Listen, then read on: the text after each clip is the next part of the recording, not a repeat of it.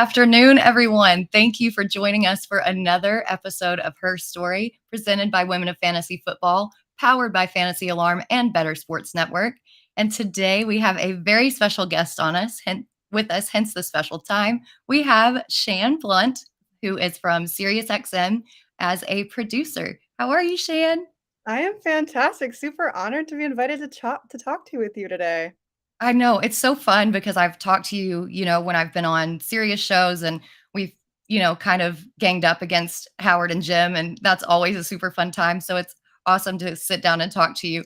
But before we get in and start talking about, the nuts and bolts of things, I want to bring up Taylor Swift. You were one of the chosen ones and got to see her a few weeks ago in Philadelphia. And since the boys banned you from talking about Taylor Swift on the Fantasy Alarm show, I want you to talk about it here and let us know how it was. Yeah, no, I was like an honor to get these tickets. My roommate and best friend, she was actually chosen because I got kicked out of the queue Oh, like twice. So she went through the trenches, got the tickets, and it was like surreal. There's 72,000 people in Pittsburgh, and we're all here to see Taylor Swift, and we're all dressed up. And she played some of my favorite songs for her surprise songs, and it was just one of those moments where you're like, "Whoa, this is intense, insane." And I mean, like my voice was gone. I had wore hearing protection, which I highly recommend if you're going because it's screaming. A lot of 72,000 people just screaming constantly, and it's a great show. Taylor Swift puts on like a whole production. It was fantastic. yes, I am so jealous, but also so excited that you got to go see her. I saw her when she was first starting out on debut, and she was doing a college campus tour, and it was just her and her acoustic guitar. So I would Yeah. love to see how her production and stuff went now. But speaking of production, since that is your arena, we know you from SiriusXM Fantasy Sports Radio, and you crush it all the time. Did you always want to be involved in media? And if so, where did that aspiration start? Yeah, so from a very young age, I was introduced to media. My dad worked for NBC in Richmond, Virginia, as an editor for the news, NBC 12.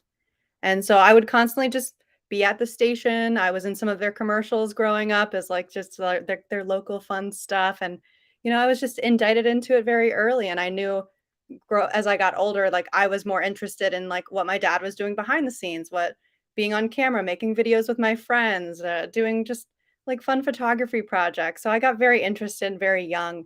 And it's something that I decided when I went into college. I was like, I knew what I wanted to do.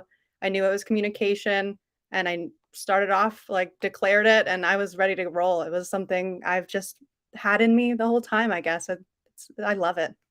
Did you learn the tricks of the trade just kind of by watching, or were you actively like, show me this, show me this, show me this? I was a very inquisitive child, so I'm sure I annoyed my parents enough with like, "What are you doing? What's this do? What's this button do?" And my dad would let me play on his programs. I remember vividly making like when 3D models were becoming a big thing in news, like making a teacup with my dad one day, and that was like one of the big moments where I was like, "This is so cool and so fun." And I was a very hands-on person. I'm also a very hands-on learner, so that's always been my kind of thing. It's fantastic, and I'm lucky that I had my parents always, like, pushed me to go after what I wanted to do and helped me grow in those areas and really supported me in it because, it's what I love, and I'm lucky that I love the same things my dad does. That's another, way we can bond. It's great. It is really great. And it's just that right combination of sharing a love of something and then also having that support behind you. And you mentioned when you went into college, you went straight into communication. Was that where you got your first hands on experience with actually broadcasting for something, or what was that experience like? Yeah, so my freshman year, they take the freshmen, the little babies all around to, like, the campus newspaper. I went to Longwood University in, Virginia, Farmville, Virginia, and, in middle of nowhere, and they took us around to their radio station, which is NPR sponsored, and they had this really neat studio, and I remember walking in and being like, "This is really cool. This is where I wanna be," and they told us, "After 6 hours, you can have your own show if you wanna do some training with us," and I was like, "That sounds like what I wanna do," so I joined the radio station, paid the, like, $20 fee to, like, join the group, and did my training within a week. And then I had my show called Keeping It Blunt with Shannon Blunt, which was a 2-hour talk hybrid show where I played whatever music I wanted, kind of talked about whatever I wanted. And it was just really got me interested in radio in general and broadcasting. That is so fun, and I also love the name, and that just shows some You of your gotta play off of creativity. it. You have to, and it's so wonderful that, you just took charge, especially with 20 minutes of training, that's insane, but you already had that background, so I'm sure that that helped you. And you also evolved and became general manager soon after your show, right? Yeah, so, after my freshman year of doing a whole year of radio, I became the chief trainer, and then after that, at the end of my sophomore year, I became general manager, which is essentially like the president, but also like you're overseeing it. It's all student run. I worked hand in hand with NPR because they sponsored everything there, and it was a lot. It was a lot of fun stuff to do, and I had about 60 people under me and like a whole staff, and we worked with some faculty to like all bring it together and do the logistics, but it was a big project and it was a lot of fun, and I credit that and Longwood University to my, like, success in radio because they really, like, set it up. Being a smaller school, I had a lot of opportunities that, some of the bigger schools that I've been to and talked to, they didn't get as many opportunities to be on air or do as much as I did, and it really, like, I think set me up for success and also fueled my love for, like, radio and broadcasting. I think you're exactly right, with that, but being in charge of college kids as GM, I mean, even with faculty, especially as a college kid yourself, just has to be really challenging. I can't imagine keeping track and keeping everyone on schedule. So what were some of your favorite and then most challenging moments of being a manager? Yeah, most challenging is there are a bunch of college kids that like inevitably became my best friends, we're constantly together. I was at the station, probably 20 hours a day just because it became my home away from home, and I became friends with these people, and then balancing that friendship versus kind of like boss mentality can be hard. And I even live with one of my roommate was in the radio as well, and that's how we met. And it's hard balancing that level of like, I don't want to hurt your feelings, but this is how it has to be kind of feel. And I never had too many issues that way, but like I had to be a step above and be a faculty member above a friend sometimes. And that's something you learn through just like repetition. And you want to be friends with them and you want to be like as good as you can be and not be a mean boss or be intimidating or let it ruin friendships. But sometimes it's there. Luckily, I did not have to deal with like ruining friendships over it. But my favorite parts, like we would put on this huge concert at the end of the year called Band Fest, where we would work with an agent and get these big bands like We the Kings, Cheat Codes, Bowling for Soup, like a bunch Oh, of cool bands would come and we would just get to hang out with them. I know We the Kings came my like freshman year and I got to be their like campus liaison. And then they also came my senior year and they remembered us. So that was really cool. And like I got to be in some of their like videos that they posted on their YouTube and just like being able to see the industry so close and being indicted in so many like just music along with like broadcasting and all this other event planning and meeting planning, working with agents. It was so cool. And it was this great opportunity that every moment I was like, wow, this is just insane. Like I get to do all this cool stuff. and I think that that also fits in really well with what you do on Fantasy Alarm, and your experience in that area shows, especially with all the cool stuff that they do on the Fantasy Alarm show, the Jukebox Monday, and the Wheel of Randomness, which is incredible. So it's really fun to see how that has evolved into your professional life. Just things that you don't think necessarily in college that will work. But after college, did you plan to stay in radio broadcasting or were you more interested on the actual producer side of things? I knew I wanted to stay in radio. I was realistic. I knew that like getting into the media industry is very hard and I was going to take whatever I got. I had applied, I think, to like 200 or 300 places before graduating, and I was just, like, waiting to hear back. I got a job in Richmond working for a local radio station, and, I was, like, their kind of, like, grunt worker, promotions assistant, remotes, going out and, like, carrying all the tables and merch and everything and being kind of, like, the face of the station, really fun and happy all the time, even though I'm standing outside for 8 hours and being happy. But, then I got to be their traffic girl as well, so I started being able to report traffic. So I knew when I started there at Summit Media in Richmond, I started to see more of what the background can do and like how fun it can be. And like I started getting involved more in the background of stuff. And it's just as fun as being on air. I was having such a good time planning, and it sounds kind of nerdy, just like planning every detail out and like reorganizing schedules and seeing how everything works. It became just as fun for me as being on air, which I do love being on air. If you can't tell when I pop the mic on Fantasy Alarm every 5 minutes. Yeah, I love when you're on air, and I think that everybody listening agrees with us there. When you were doing traffic, were you like out on the sidelines or actual by the roadside, or were you just in studio, or how did that work? Yeah, traffic was interesting. It was something they had asked. They had known I had been on air at in college, and they were like, "We need more traffic people because the hours are kind of crappy. So, like, could you work from like 4 a.m. to 10 a.m.?"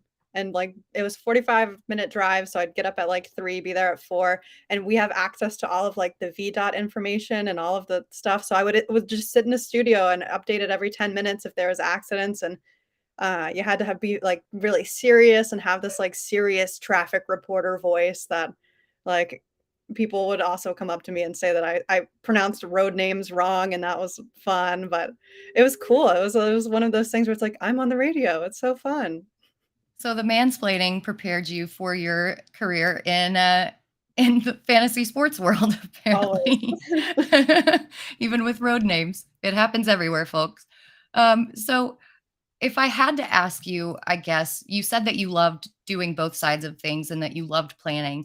But if I had to ask you what the main difference between broadcasting and producing is, and which one do you prefer, what would that be?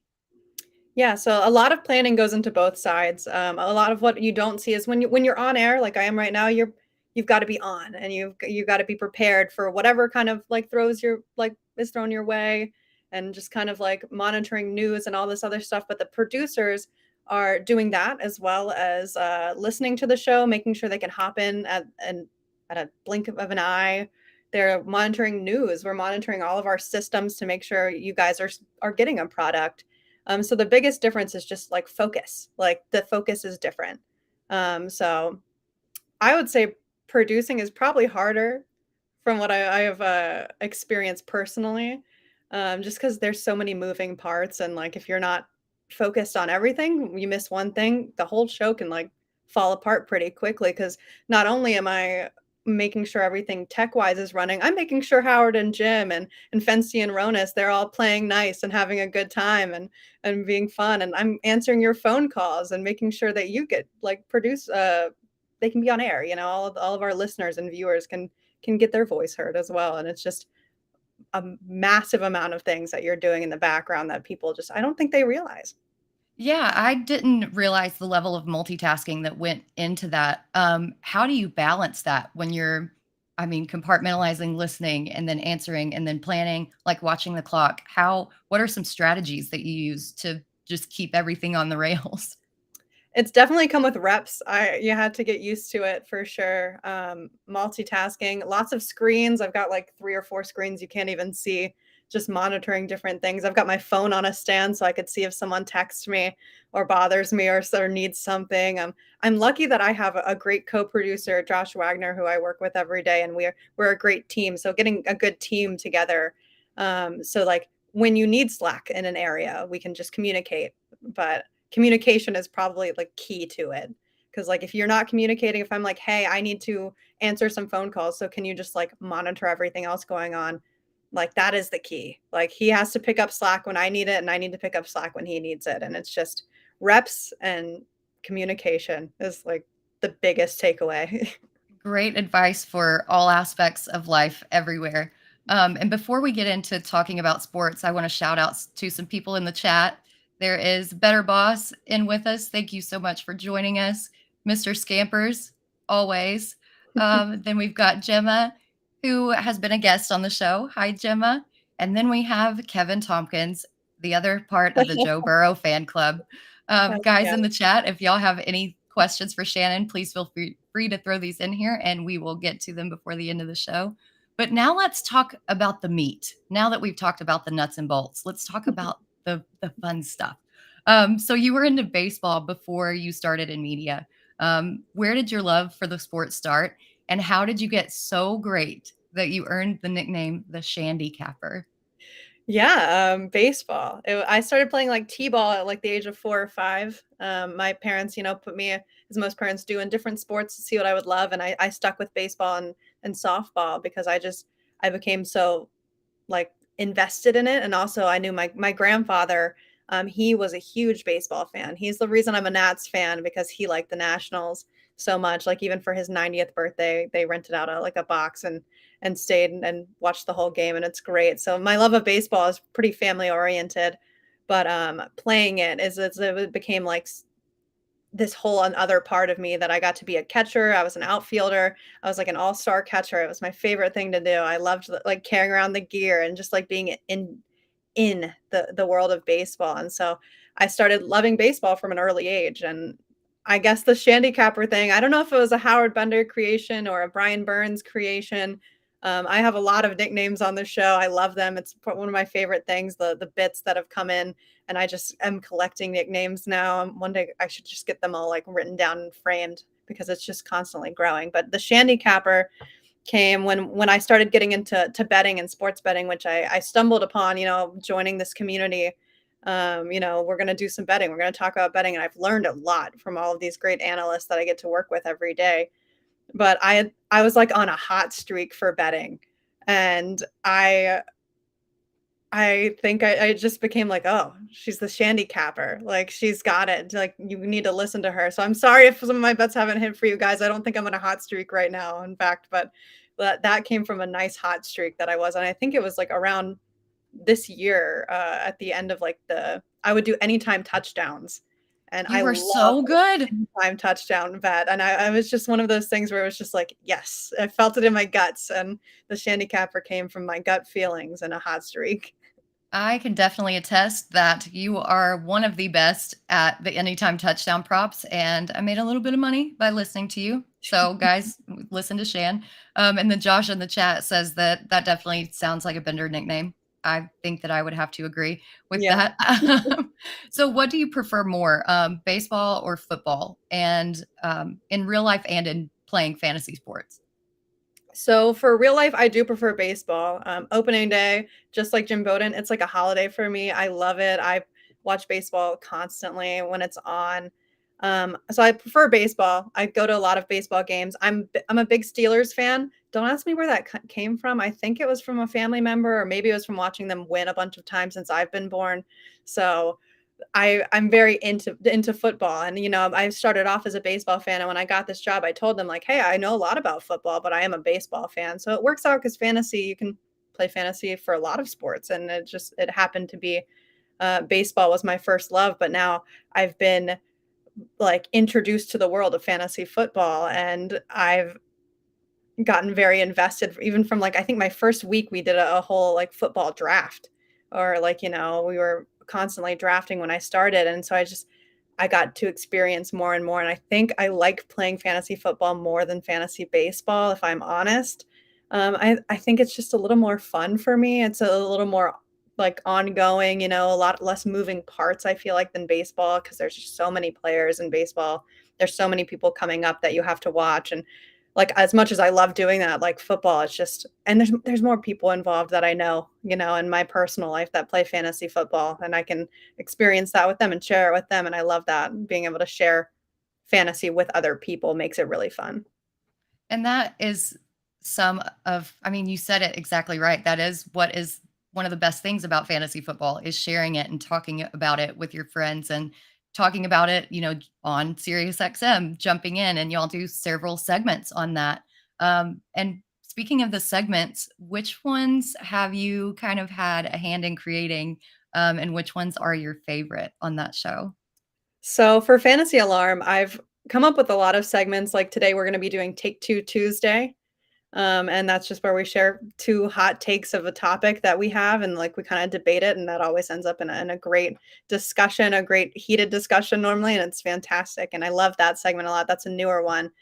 A lot of the segments that I love are like some of our like classic segments. I love Jukebox Monday. What you can't see behind the scenes is normally we're jamming out to it, or I'm doing a very bad karaoke version of it and just belting that they can't even hear on air, and it's fantastic just the reactions we get from each other. And Wheel of Randomness has to be like my favorite segment in the entire world because it wasn't mine to start out with. I came in and I started being able to take over Wheel of Randomness, and it just became like my own thing, and I really loved it. I love asking the guys random questions that they have to answer honestly, and I like putting them on the spot. Like, what was the last text message that you received? Like, you have to read it out loud.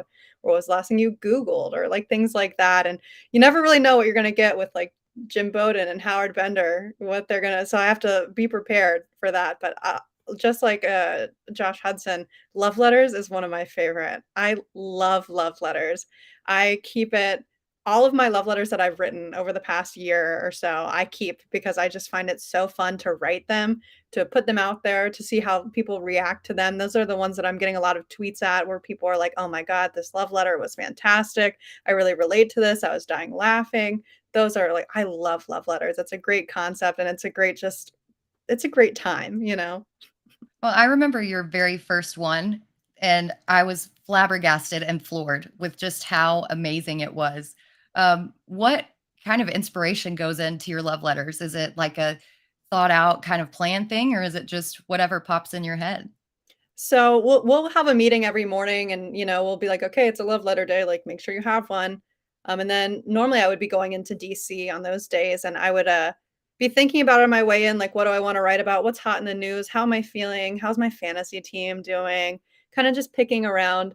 And then it would take me about like 10 minutes to write before the show. And I would just kind of let my heart tell me what to write and what to feel. And or if I know some days I wrote poems about fantasy football, like the night before playoffs and stuff like that. And it's just one of those things where it's like, if I'm feeling it and my personality is in it and I'm having a good time, it will translate to those like viewers and listeners that, with radio, you have to add the extra step of like they can't see it. So you have to put it in their head that like this whole view, like besides TV, when you get to see the people talking and you get to see the radio, you don't get that. So it's just an extra step of like adding that background music to with the writing and the pen and adding your voice emotion into it more. And it's so fun. I love letters more than probably any other segment.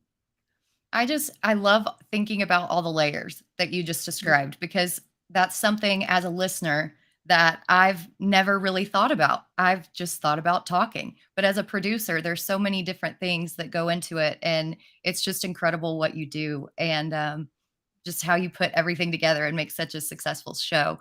And part of being on the show, you are in Scott Fishbowl for the first time this Yes. season, and it's a ton of fun.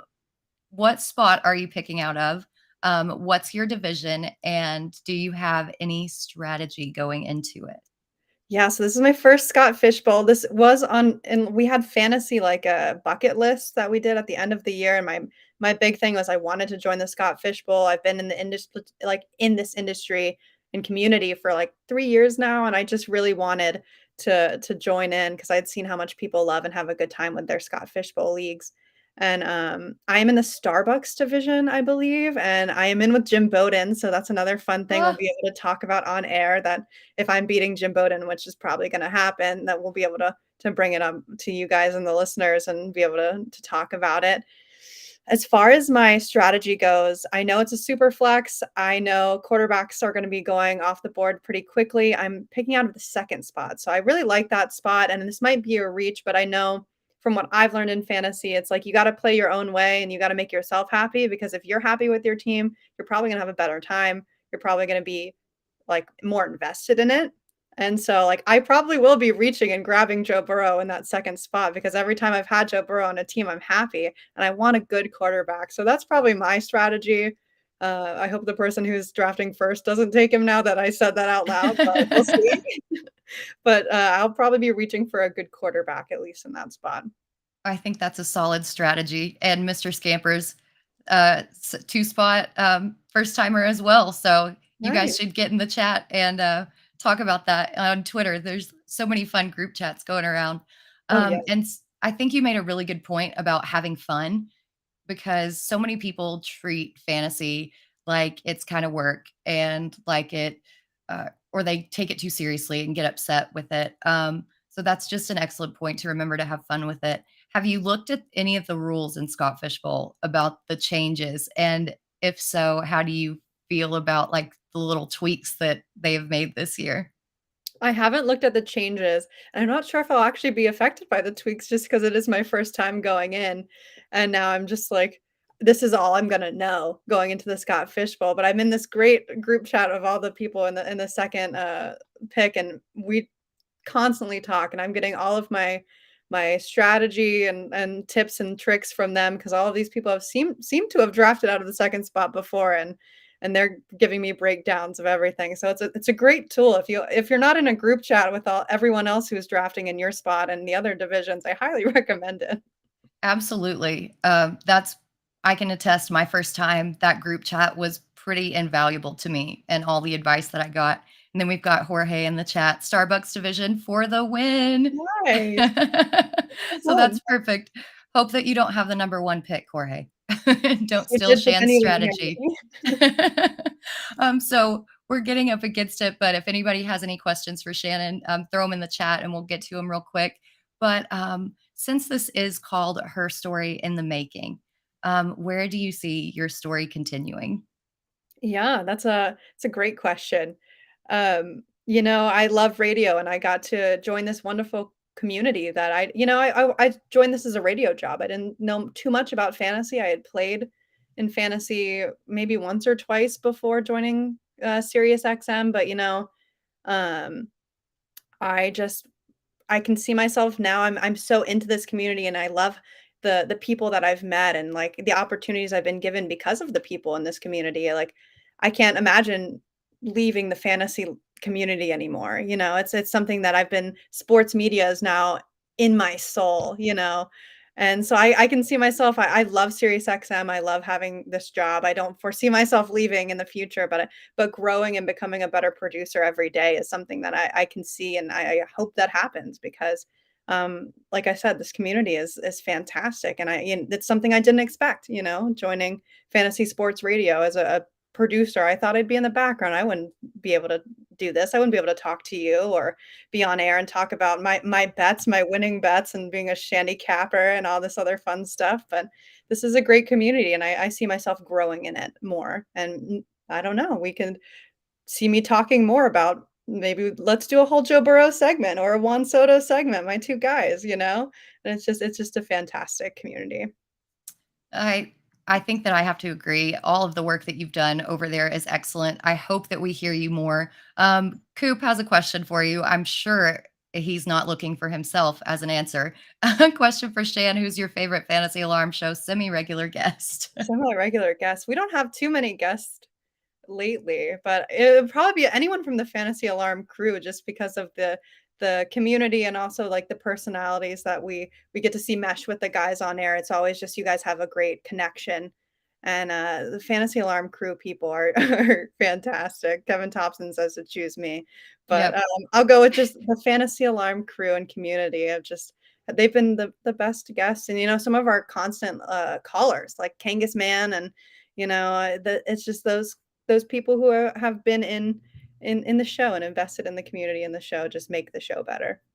And that's why we say that we are family because it is. It's just like a big group of friends and people who enjoy similar interests and they couldn't do the show without all your hard work and all your contributions and we love listening to you.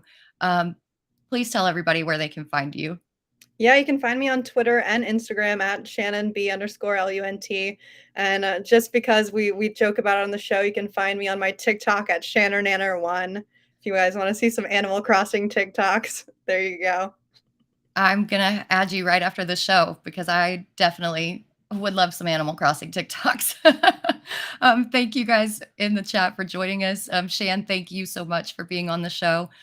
We'll be back in 2 weeks on July 11th with Ashley Hart of She Plays at our normal time at 8:30 Eastern. So we will see you then.